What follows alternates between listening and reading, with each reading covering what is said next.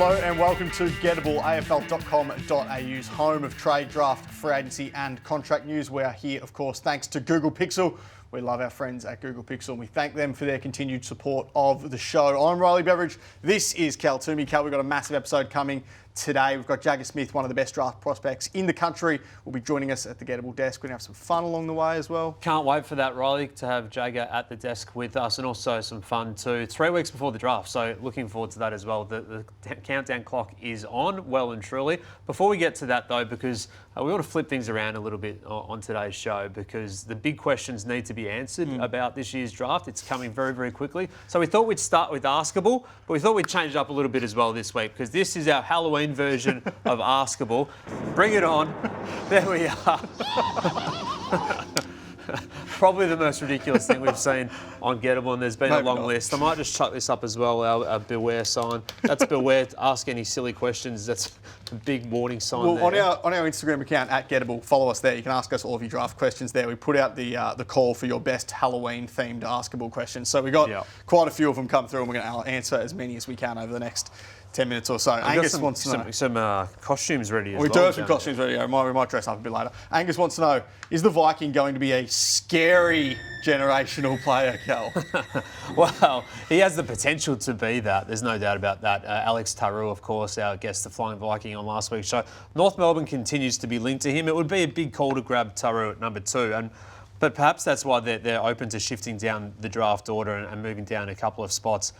He is a powerful talent, and all clubs inside the top 10 are considering him. It'd be a risk to move back as well, because Melbourne, Richmond, St Kilda are all looking at Taru inside that top 10 too. So everybody wants him. He could well be scary good, and we saw that last week in his personal nature, but I think he has a fierce competitiveness to him as well. So he is definitely the it player of this year's draft, and that's why you watch Gettable for the last 3 months, because we've been saying that over and over, and it's coming to fruition. Looks good, Alex Taru. All right, Kyle wants to know, will the Eagles treat themselves to a future star or trick themselves in sliding back?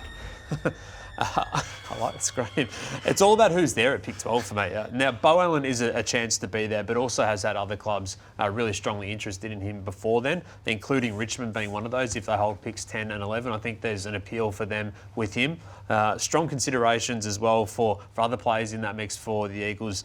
Toby Travalia, Xavier Lindsay is around the mark as well. I think one of the talls in Jagga, Matt Whitlock and Job Shanahan would be right in the consideration too. So I think they can still come out of this pretty well with a nice draftee at that point. How much do you think the West Australian factor goes into their thinking with Beau Allen? A level, but I don't think it's the deciding factor. I never think it is, but it's a level for that one. But he's going to be right around there, and if he's still on the board at that point, it's probably the best player in it at that point as well, if he's still there at 12. Okay. Would Freo consider him at 14, do you reckon?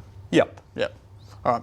Tilly wants to know, are the Tigers likely to take a tall forward so they have the bones of a young spine? That was What's happening in the control room? The Tigers are among the clubs looking at Harry Armstrong, there's no doubt about that. And that could be with pick 6 and also with pick 10 or 11. Here's some of Harry's highlights. He's been linked to the D's picks, who also hold 2 first-rounders, and also St Kilda as well are looking at Harry Armstrong, given they have those 2 first-round picks as well. Could add to their young spine as well, alongside Max King. Some clubs expect the Tigers to take their first 2 picks on midfielders and then start to list manage through the draft after that. So there's a stack of talls that they can consider. Whitlocks, Shanahan, Taru, Jonty Fall, Noah Mraz, Tommy Sims as well, later in the 20s. So they have a heap of options. And Jack Whitlock is another one who I would be really considering at 10 or 11 for them. I think that what he's shown throughout this year is development. Kicked 25 goals from 12 Coates League games. I thought at the end of his carnival for Vic Country was really impressive in this game against Vic Metro. So they are all the options for them. And I think we will see a really nice blend to what the Tigers bring in through the door, but it could start from 10 or 11 onwards in terms of the talls. There was a point in the year, probably early in the year, when it didn't look like there was that many tall prospects in this year's draft, but there's actually quite a few of them in the top 25, top 30. That's why this year's draft has developed as it has, because in terms of reputation, because at the start of the year we didn't think there was any talls in it. And then these guys all developed, and now there might be 6 or 7 really impressive key position players inside the first 30. Keats wants to know, would it haunt the Crows to split pick 4? Well, they can't split pick 4 because they don't have any list spots, so that won't be happening unless they use the future pick to do that. If they move back 5 spots and got a future pick instead of a pick in this year's, but they will delist a player before Thursday's list lodgement as well, so they can use their 2 picks and upgrade a rookie as well. So they could use a future pick and slide back, but that won't be happening. They're not going to be splitting pick 4. It just won't be happening. You don't leave the draft's golden mile to get a spot back on somewhere that is a little bit shady, a little bit deeper in the draft. So I still think for the Crows, if I was making a market, I think Sid Draper and Harvey Langford would be the favourites there. And then we wait to see which one they choose, if both are available, of course, given both are in the mix for Carlton. All right, Hamish, in a spooky twist, would the Bombers now want an early bid on Isaac Kako to be able to trade back in? No, it's not that spooky. They'd be spooked by an earlier bid, I would have thought. It's still better for the Bombers if they get a bid that comes later. It's still a chance to be inside that first 10 to 12 picks. And there are clubs still considering inside the first 10. We know how popular a good small forward is, and the end of the season has shown that AFL-wide. So the Bombers have been looking at trade options as well to get back into the draft, given they have 2 first-rounders for next year as well. So they are assessing options, as a lot of clubs are with those multiple future selections, but I still think the preference would be that it would come a bit later. Darcy, love this one. Who is in the Tombstones top 10 right now? I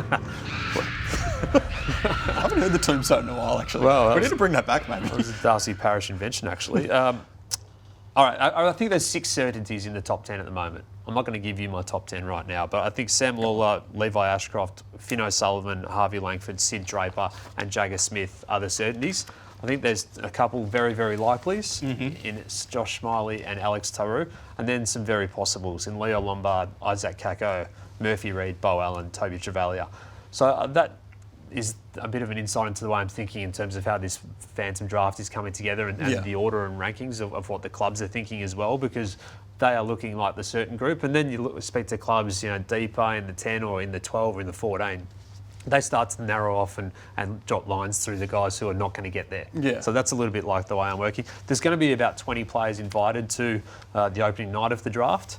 A quirk of this year's draft is that 12 clubs own or hold the first 26 picks of the draft. Yeah. So the multiplication of these picks and the holding of multiple selections from a lot of these clubs makes the game playing at high stakes and high levels probably we haven't seen before. So there's a tight-lipped nature around this year's draft, and that's probably going to continue right to the end. And how long do you reckon the first round will go for? 27, 28? I thought you were talking minutes. Yeah, about 26, I think. Yeah, okay. Harley wants to know who will the Hawks be looking at with their first pick? Less spooky. Yeah, less spooky, that one. Where's the thing there? The Hawks have their latest start to a draft since 2018. So they've gotten used to, over the past 5 or 6 years, those early selections. Their first pick right now is 33. Some more speed and midfield verve could be a priority, but it's hard to find at that part of the draft. Yeah. Maybe a defender to add to the group too. I'll look at a couple of midfield options in Christian Reyes. He's most likely gone by 33, but still a chance to be on the board as a running goal-kicking wingman. He could be an option for them. Hamish Davis is another who could be around this range as a 190-centimetre midfield forward. And even to take a tall forward like Mitch Lewis is injured a fair bit, unfortunately. Still coming back from that ACL. Jack Gunston's in the last year of his career, you'd think. So could Tom Sims be around the mark for them as well? I like Tom Sims. Zach, are there any talks between Port Adelaide and Zach Butters on a new deal? No, he signed for another 2 years through to the end of 2026. That's when he will become a free agent. Port would obviously like him to sign up for life today or tomorrow or even yesterday, but I think he probably waits until into his free agency year before making that call. No doubt he'll be offered some extreme deals by Victorian clubs to come home. He might still end up signing the biggest deal in Port Adelaide history as well to stay. So, he's a superstar. There's no doubt about that. And the money thrown Zach Butters' way will be significant, not just from Victorian clubs, but from Port Adelaide to keep him. Certainly. Tom, will River Stevens get to North Melbourne, the father-son prospect? I believe he will. Expecting North this week to lodge the paperwork to nominate him as a father-son prospect. That is step one in the process. It doesn't mean they're fully committed to it under the new father-son rules and the way these sort of forms work, but then they can wait to see if a bid comes. If it does, it'll be late. Otherwise, they should be able to get him as a rookie. He's a tough, smart player. He's obviously the son of Anthony Stevens. So he can hit the scoreboard on that left foot. I've seen him play some good games this year. So also just on the father-son, St Kilda has lodged nomination for Elwood Peckett, so they can make the call on him as well. And they can do the same with him sort of close to the draft, whether it's national, rookie or not at all. That paperwork has been put through. He's the son of Justin Peckett, obviously. John, who are the potential trade partners for pick 2, and who does North like in that region? Yeah, I mean, like we said last week, I'm not as sold on this actually going through from a trade point of view, because it's hard to do, isn't it? Well, it is depending on what you want to get back. Yeah. What do they want? What do they need? How far do you want to slide back? All those type of considerations. Do the Tigers have a real desperation to get up to pick 2? It's going to be hard for North to do it with anyone else, although they have tried. So I don't know if this one gets done before next Friday, which is the trade deadline for the pick swapping. Then there's a blackout period. Yeah. Who they like in that spot? Well, Taro's been linked. A couple of the midfielders, obviously, as well. Could they get through? So yeah, they're all in the mix. All right, Alex, the Deathly Hollows. Where does Damon Hollows land? Damon Hollow, yeah, he's a later pick for clubs, probably in that 40-plus range. Forward midfielder, he's kicked some goals midway through the season as well, including a bag of 4 for Calder late in the year. So yeah, he's a pretty dogged player, and saw him play some pretty strong, consistent footy this year. But he's a later chance for the Calder Cannons prospect. ST, is Halloween Harry Armstrong more likely for the D's at pick 5 or 9?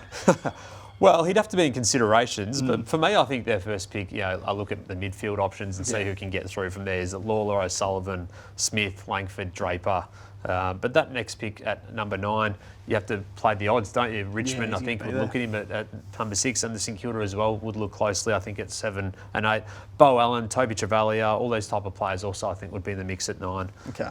Richard wants to know, where will clubs throw their free agency money after Cam Rayner's re-signing? Of course, you reported last week with Michael Whiting on AFL.com.au that Cam Rayner signing through until 2031, Kel. Yeah, massive deal, massive fill-up for the Lions to get that one over and done with before we hit next season.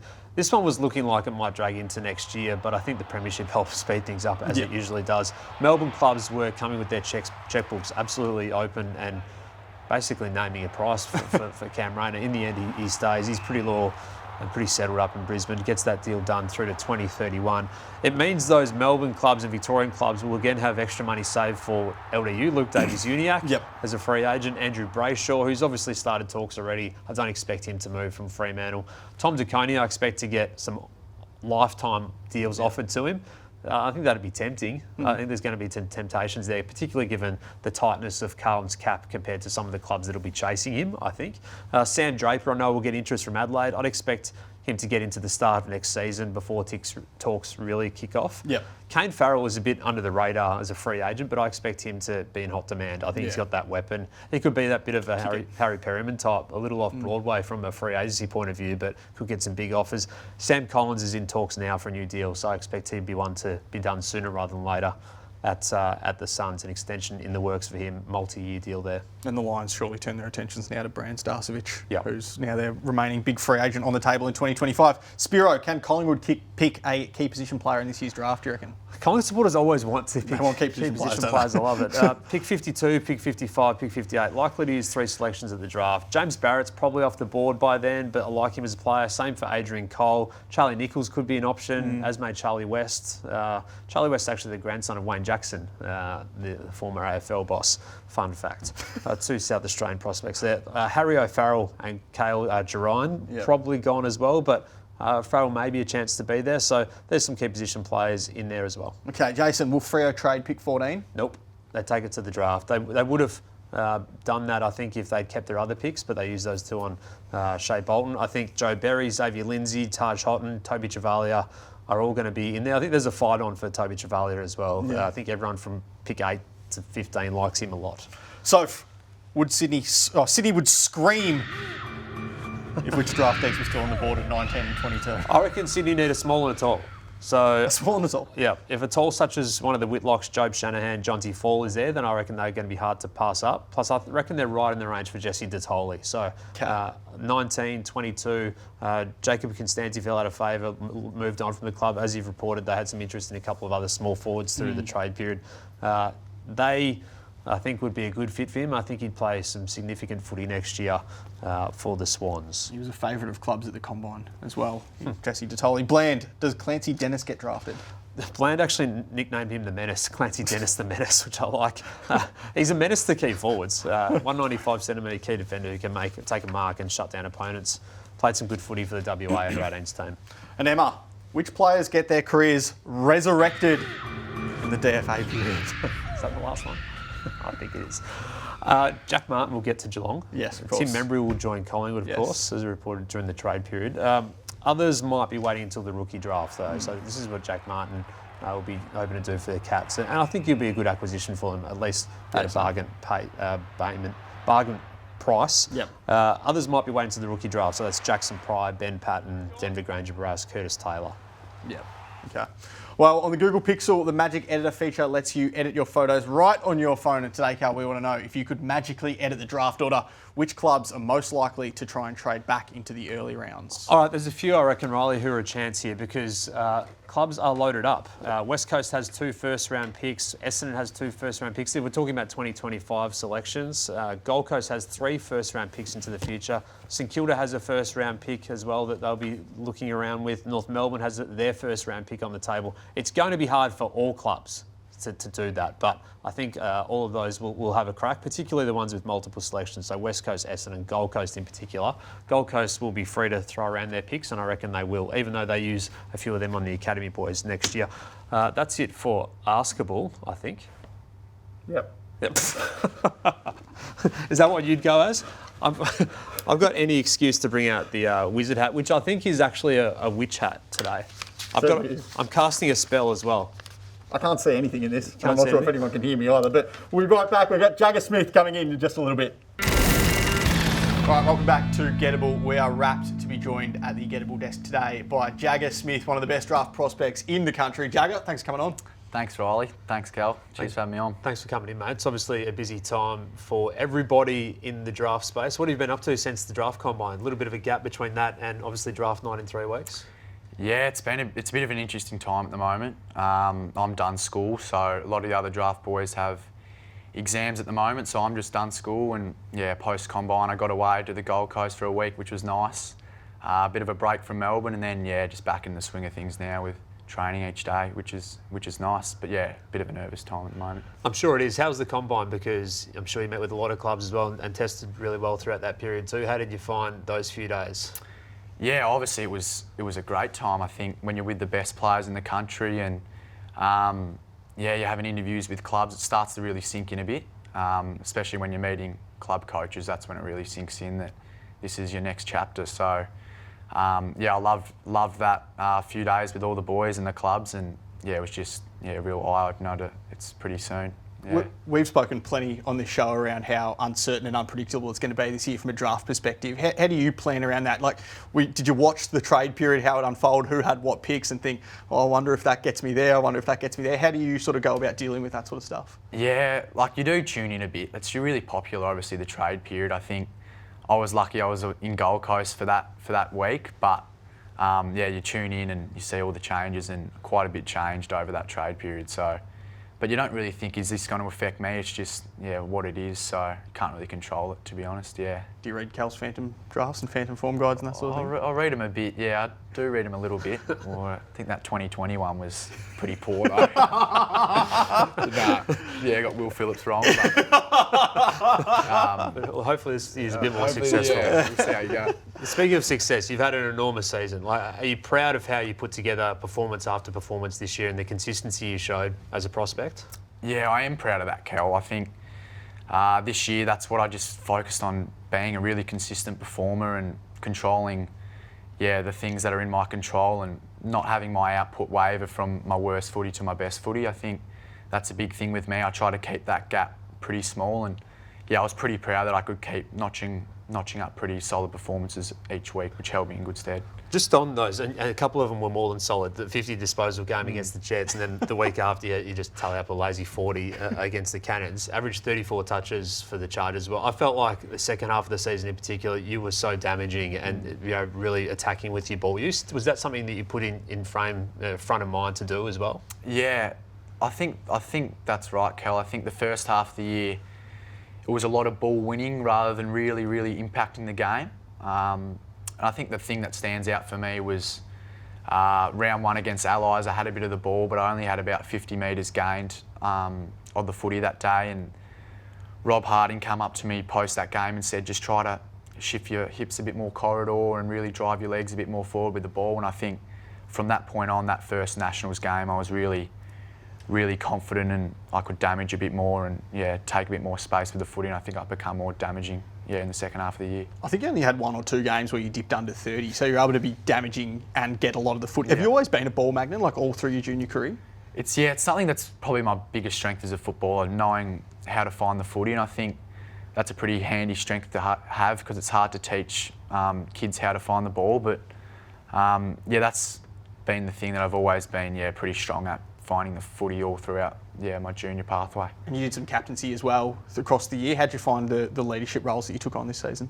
Yeah, I did a bit of captaincy this year, which I'm very proud of. To Captain Oakley and Captain Vic Metro was a great honour, and obviously a lot of good players in those teams. So to be trusted to be the captain of that team and to win the national championship with Vic Metro and lead the boys out, that was probably the biggest highlight of the year. Well, you didn't actually get to captain the All-Australian team, but you were named the skipper as well. In terms of an honour, that must have been a huge one for you.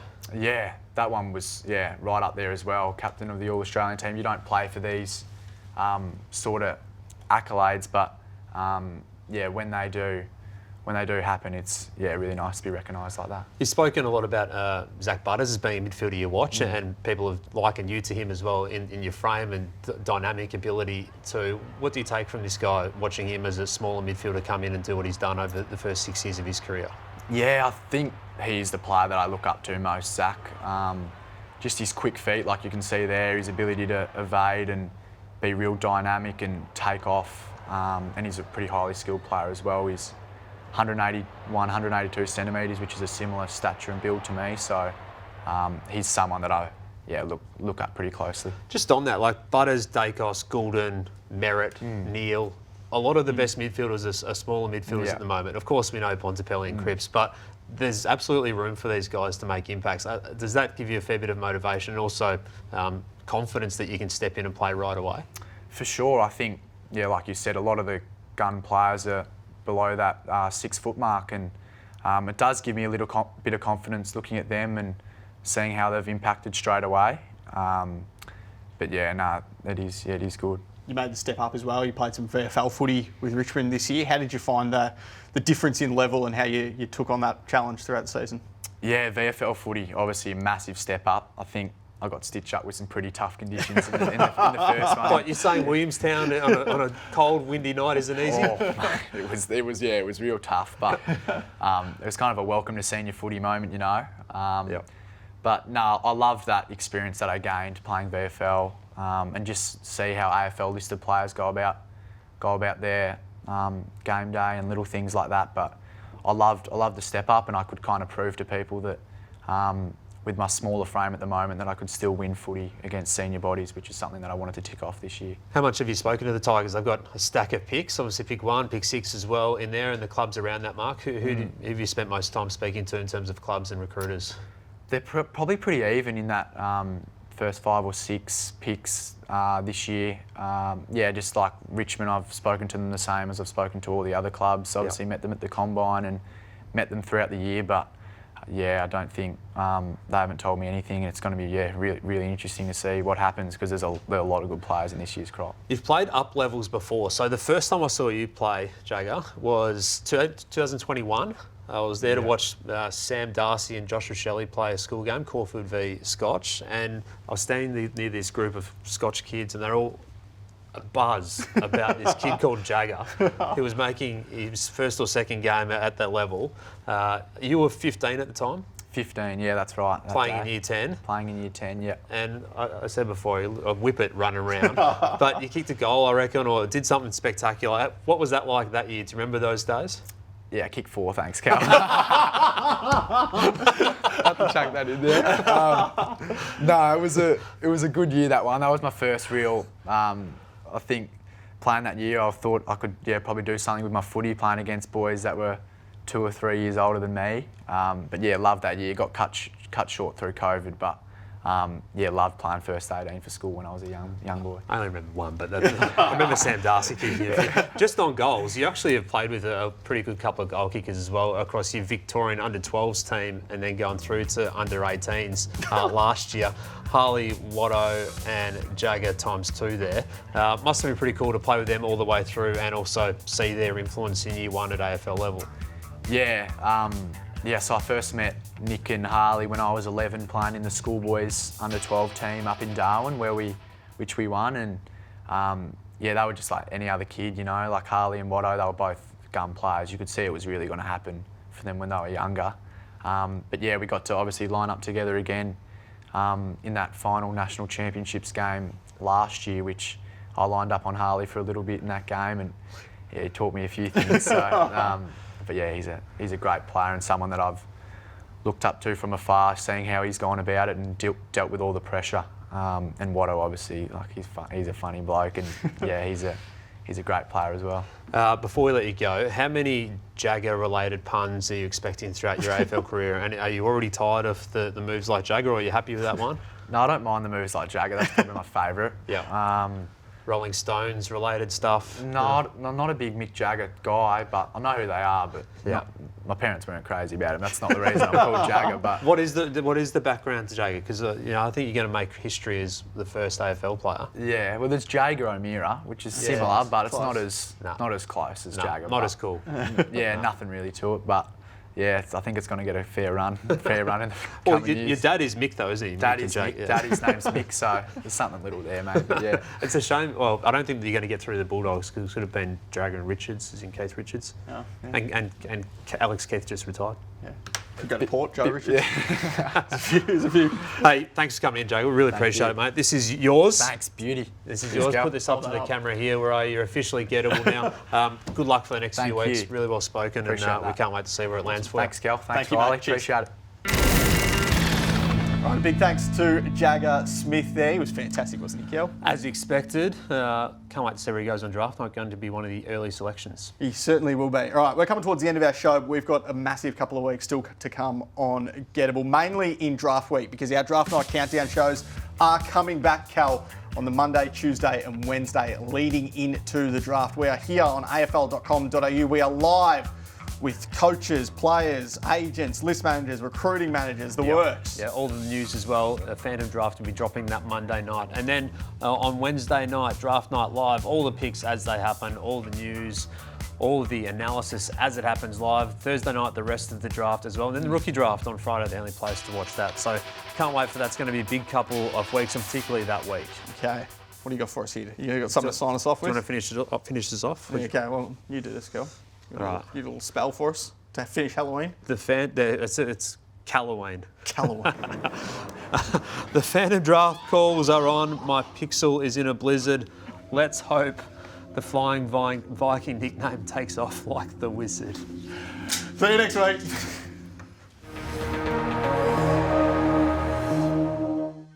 For all things W, we've got you covered. A cast of the game's biggest stars and experts discuss the top stories and headlines, plus in-depth analysis across the AFLW season. Join us each week for The W Show thanks to NAB on afl.com.au and the AFL Live app.